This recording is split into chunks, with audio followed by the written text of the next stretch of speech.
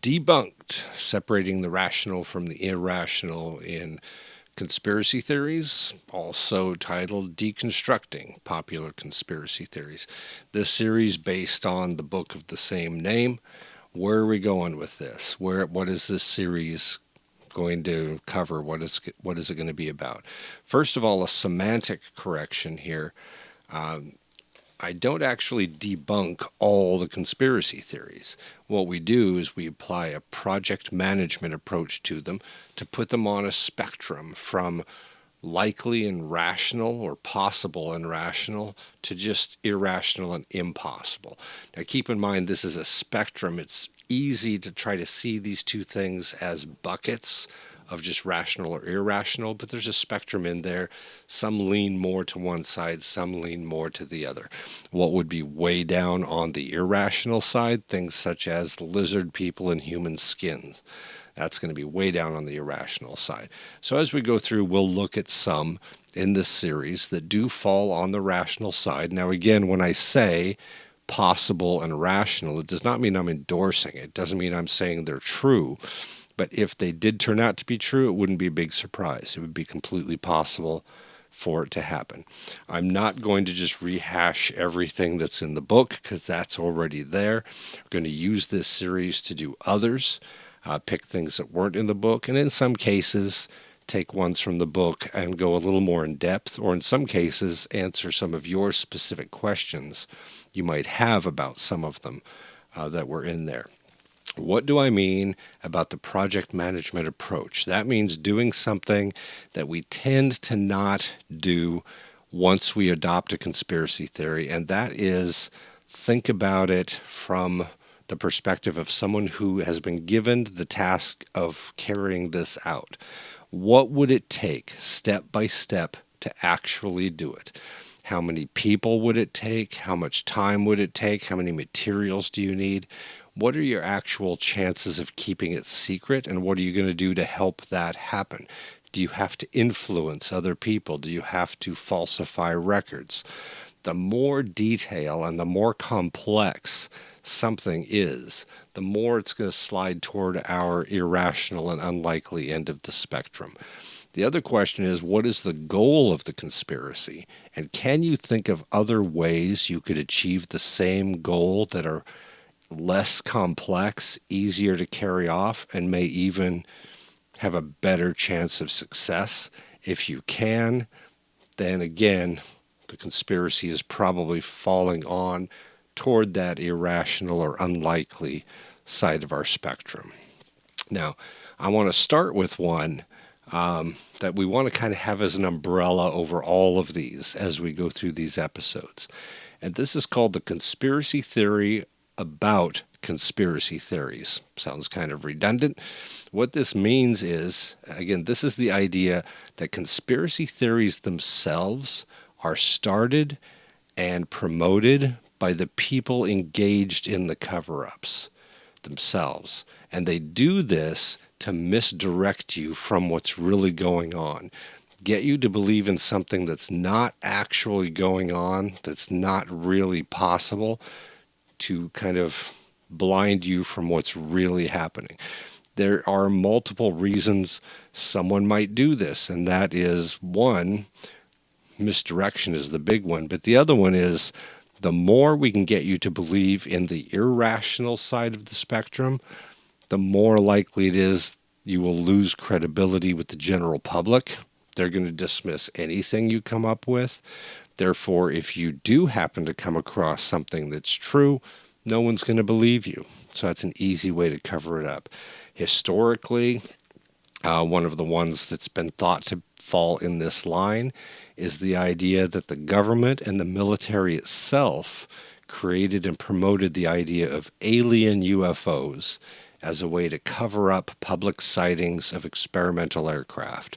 When you think about it, if you are developing experimental aircraft, there's some point where you have to test it, you have to put it into the air.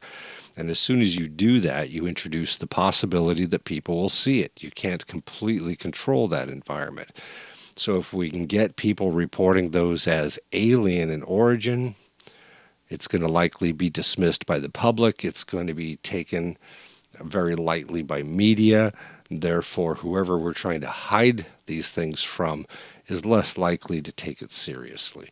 Media also has an effect here on this, and we're going to have to hit that as we go through. For example, the very first modern UFO sighting in the United States was in Washington State near Mount Rainier. And this is where we first had the term coined of flying saucer, even though the person who saw the original UFO never described it as a flying saucer. They described it as like a cut pie plate or the shape of a kite or something flat. A lot of his descriptions most likely described something more triangular in shape. It was media that grabbed the idea of flying saucer and then created graphics, created basically cartoon images of a saucer type craft, and that's what got promoted through media. What happened after that? Almost every sighting was described as a flying saucer. People started describing what they had read about in media, and that heavily influenced them. In the 60s, if you're familiar with this aircraft, if you're not, look it up. The SR-71 Blackbird, which was being worked on as early as 1962, was being test flown in around 1964, possibly earlier than that.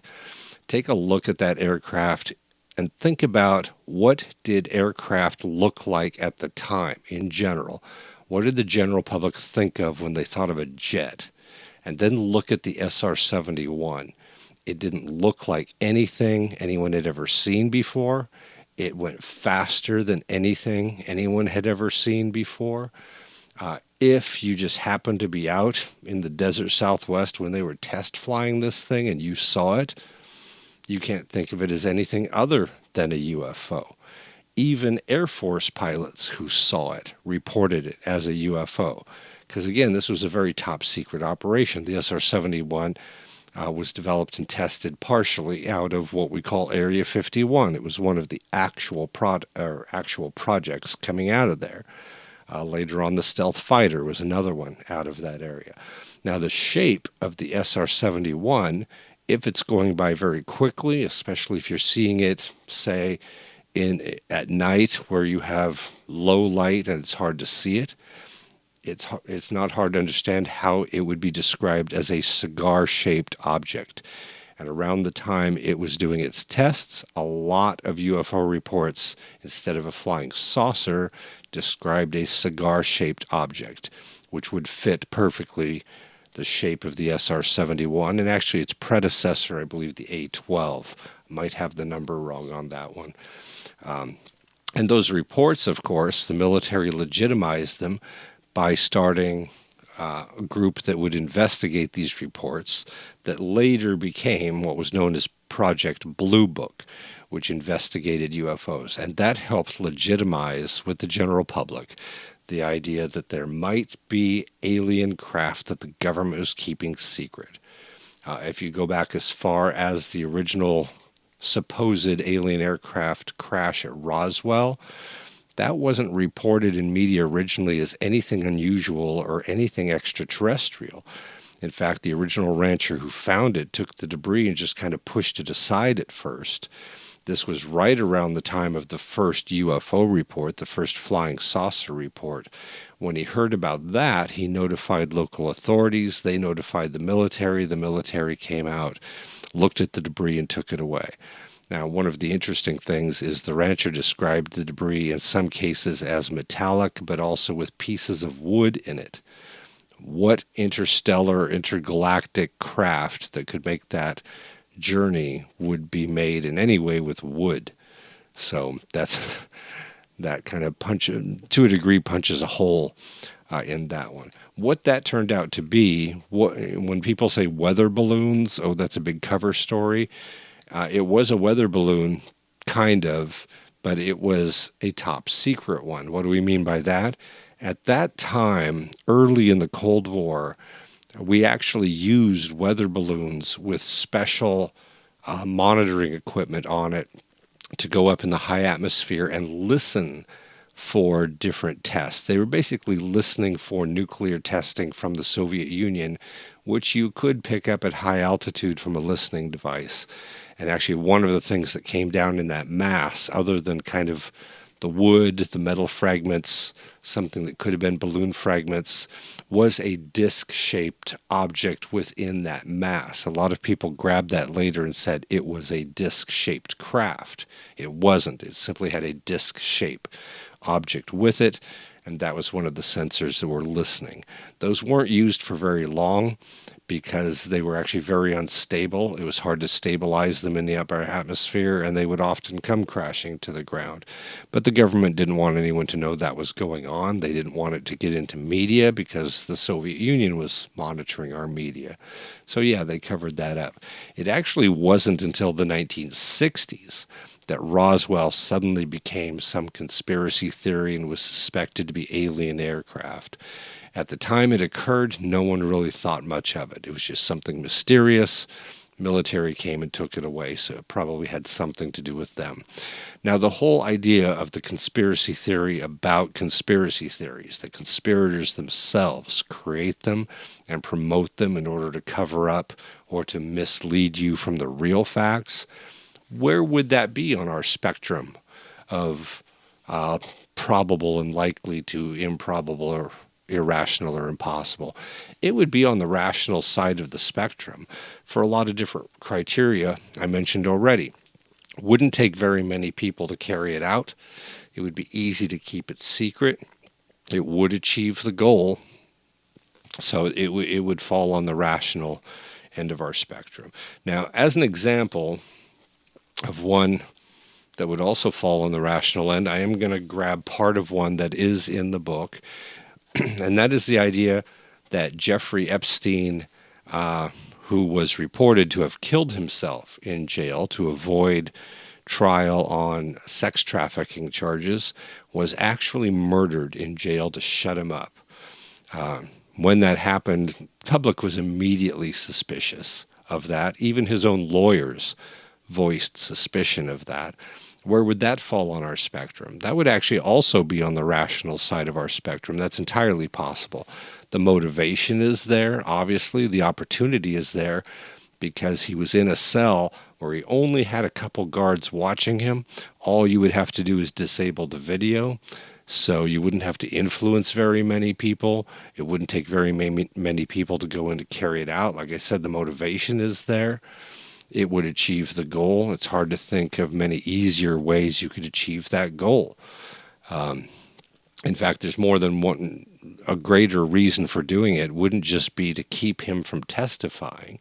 It would be to keep him from going to trial, because in that arrest, which was his second arrest, he had been arrested years earlier and got a really kind of easy sentence. Why wasn't he murdered back then, the first time he was caught? Probably a big reason is they didn't collect any hard evidence at that time. But the second time he was arrested, they did collect evidence. They found videos and photos.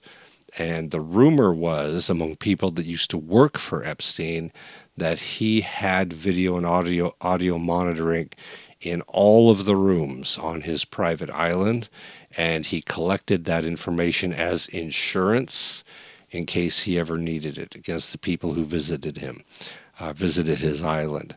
So that could be a reason why he got off easy the first time. He had that kind of insurance, pulled some strings, and got an easy sentence. But the second time, it was much more dangerous to the people who had visited his island and done anything that could be illegal or basically ruin their reputations. So by getting rid of him, you eliminate the possibility of a trial, and that evidence is never going to be submitted in court. So that'd be a reason to do that. Be very easy to carry that one out. Now, are there other possibilities there? There are multiple conspiracy theories around Epstein other than that one. Aside from the idea that he was murdered, there's also the idea that his death was faked just to basically let him disappear, and he was helped out. Now, that would require Obviously, that one would be more complex because a body was removed, an autopsy was done, both by the coroner and by a representative of Epstein's lawyers. So you would have to cover all that up. And there was some dissent between the coroner and his lawyers as far as how they interpreted the autopsy results. You would think if it was a cover-up, they would all just fall in line and give you the same story, but they didn't. There was suspicion about some of the injuries, that they didn't look like suicide injuries, that they could more likely be strangulation injuries, intentional strangulation injuries. I mean, the supposed method of his death was hanging in his cell, so you would see those things. But there was some dispute that the injuries were consistent with simply hanging without any other sign of physical violence. Whether that really tells us anything or not is unknown. But the idea of faking it to make him disappear, now you're involving more people, more materials. You have to come up with a body somewhere. You're having to influence more people. That one is going to be more down on the unlikely, irrational side of our spectrum. Is there a possibility that he actually killed himself? Yeah, there is. That one's always a possibility. There's another possibility that he accidentally killed himself. Now, where would that one come from? Well, he had, weeks prior to his death,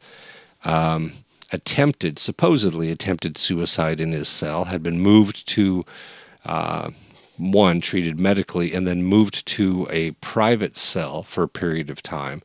The day he died, he had been again moved to a cell with a cellmate in there.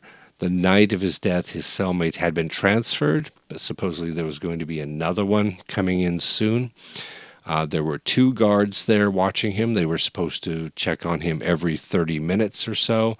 There were cameras in there. What happened that night is the cameras stopped working, and the guards did not check on him. By their report, they napped during part of that time. Obviously, that's going to increase suspicion that they were in on it, or maybe even they were the ones who carried it out based on someone else's order. That's possible. That would be rational end of our spectrum, but let's continue to pursue the idea that his death was an accidental suicide. What could have happened there is he wanted to be back in an isolated cell, and he knew they're going to check on me every 30 minutes. There's a camera there. I could start the act of strangling myself, but they will get to me before I pass away or am seriously injured, just like they did before. Now, why wouldn't the guards be coming around? Why would the cameras be off? We think that's suspicious, and it could be, but there's a valid reason why that could have happened. We don't know how often that actually happened. This was an evening shift. The guards expected him to just be asleep. It could have been a regular thing for them just to flip off the cameras and nap through most of their shift. And on this particular shift, something just happened to happen while they were on it. And again, as Epstein began to strangle himself, he didn't know. The cameras are off and the guards aren't going to come by. And he died accidentally from that. Now, when it comes to cameras being off, think about how we treat video surveillance data. We don't go through every day and review video data, security data, if nothing happened. There's no reason to. We look at it when something did happen. We review it then. So these guards could have a history, again, of flipping those cameras off just in case they do get caught so no one sees that they weren't doing their rounds, and just napping through most of their shift. It may have been a common thing they did. It may not have been a really unusual event that night. The unusual thing could be that something did happen. So all of those are possible. Again, I'm not saying he wasn't murdered, because like we said, that's the rational side. That's a possibility. All of the other theories there, all of the other possibilities, they are just as much possible, though. Any of those could be what was going on. So, something to mention with Epstein, because people get obsessed about the flight logs of his plane. Epstein was a social networker, right? He He worked himself into high society. He worked himself into circles of important people. He did do legitimate things and hold legitimate conferences and events at his island.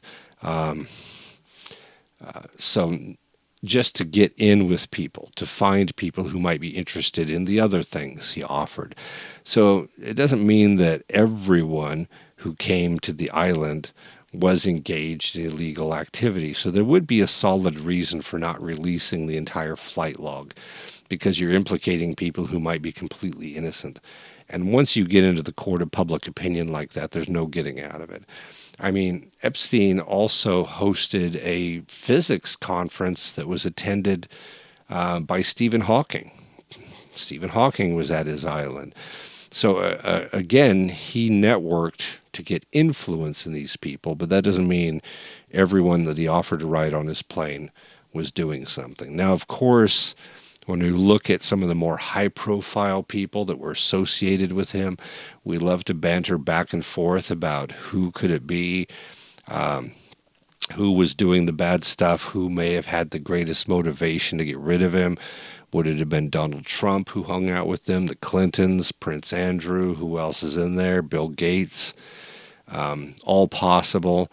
But he also had people of great wealth and influence who were not high-profile public figures. Could very well be one of them.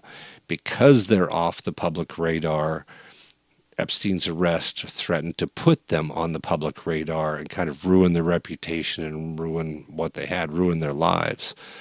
Some of them may have been more likely to be the ones, if Epstein was murdered, to carry that out. The high-profile people have an easier job of just kind of being Teflon coated to conspiracy and kind of letting it wash off of them, and being able to ride a lot of those out.